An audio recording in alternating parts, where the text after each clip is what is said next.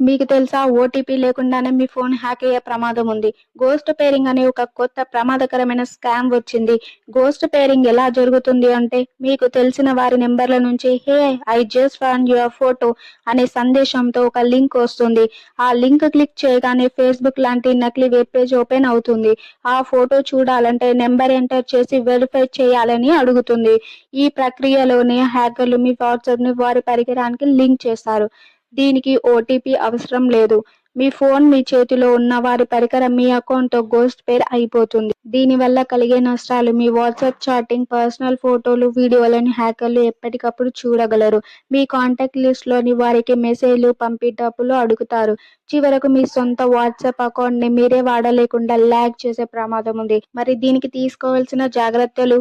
లింకులను click చేయవద్దు. గుర్తు తెలియని వ్యక్తుల నుంచి లేదా తెలిసిన వారి నుంచి వచ్చిన అనుమానాస్పద లింకులపై క్లిక్ చేయవద్దు. లింక్డ్ డివైసెస్ చెక్ చేయండి.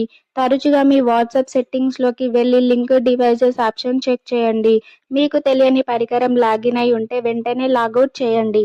వాట్సాప్‌లో తప్పనిసరిగా 2 స్టెప్ వెరిఫికేషన్ ఎనేబుల్ చేసుకోండి. ఇలాంటి మెసేజ్‌లు వస్తే డిలీట్ చేయండి.